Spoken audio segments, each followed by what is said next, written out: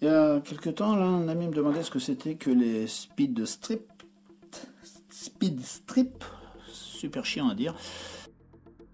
Du coup, je vais faire une petite vidéo vite fait, puis j'en profite pour expliquer quelle est la différence donc avec les speed loaders classiques, qui sont plus connus en France.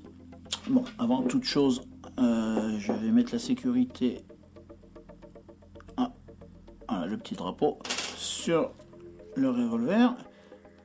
C'est bloqué, c'est parfait, ce qui n'empêche pas d'ouvrir le barillet pour la démonstration. Speed loader, c'est ça.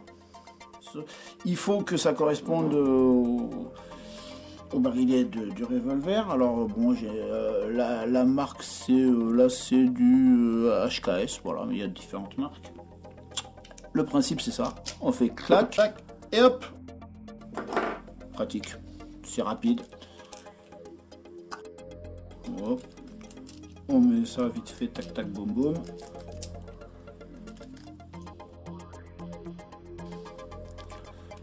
Là, il faut bien clac, bien sentir le clac. Sinon, ça tombe et c'est pas plus pratique. On enfile l'ensemble d'un coup. Un petit clac de l'autre côté et le truc est chargé. Alors, les différences entre les deux procédés, déjà, l'utilité de la chose. Ça, à quoi ça sert? Alors ça marche comme ça, je vais le faire en même temps. À quoi ça sert? C'est pour c'est pour recharger plus vite. Mais ça veut dire quoi? Recharger plus vite, à quoi ça c'est pour les professionnels, c'est pour les combattants. Mais nous, les petits tireurs du dimanche, on tire sur des cibles en carton à 25 mètres, on n'a pas besoin de recharger comme des malades à toute vitesse. Donc c'est d'un intérêt limité. Ensuite, il y a un autre inconvénient à ce système, c'est que 1, 2, 3, 4, 5, 6, si je veux en mettre que 5 par exemple, vu que je suis obligé de retirer tout. Et puis voilà, un autre inconvénient c'est ça aussi, si on fait pas gaffe qu'on a mal mis le truc, tac, il fallait bien revisser, ça demande un petit entraînement, voilà. Bon, et puis ça, c'est quand même... c'est un sacré engin, quoi. Hein. D'avoir ça dans la poche ou quelque part, ça prend de la place, c'est pas hyper pratique forcément.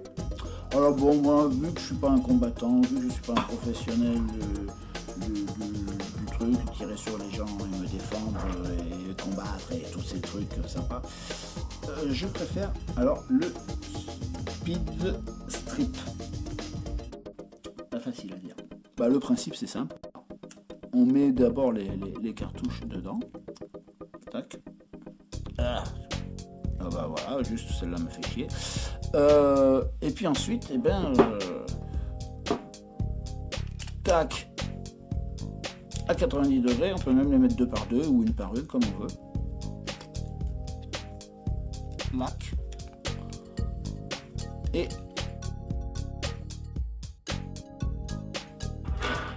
donc, 1 par 1, c'est le même principe. Tac, on tourne à 90, ça va un peu plus vite que de les mettre 2 par 2 quand même. 2 par 2, c'était pas la super idée. Quoique je pense qu'avec un peu d'entraînement, on devrait aller assez vite. Ça va quand même. Tac. L'avantage, c'est que c'est beaucoup plus facilement transportable. Ça prend pas beaucoup de place.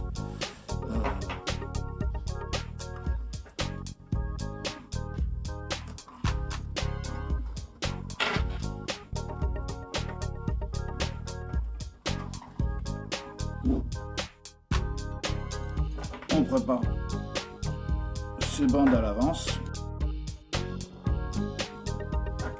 Après, on prend autant qu'on veut, mais ça prend pas plus de place que transporter dans les boîtes.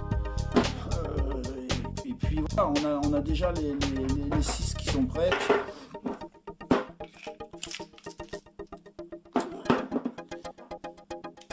Alors bon, voilà, comme je disais, c'est un peu quand même le même principe que pour le speed loader. Hein. pour le tireur de loisir, pour tirer sur des cibles en carton à 25 mètres, bon, on arrive avec sa boîte de 50, on tire ce qu'on tire, et puis on recharge. Normalement, ça va tout aussi vite. Bon, il n'y a pas... C'est pas d'un intérêt flagrant. Enfin, bon, voilà, je voulais expliquer un petit peu ce que c'était que ces petits gadgets, puisque pour moi, ça reste des gadgets. En espérant que ça peut vous intéresser. Bah, comme d'hab, pouce bleu, tout ça. Allez, ciao, ciao.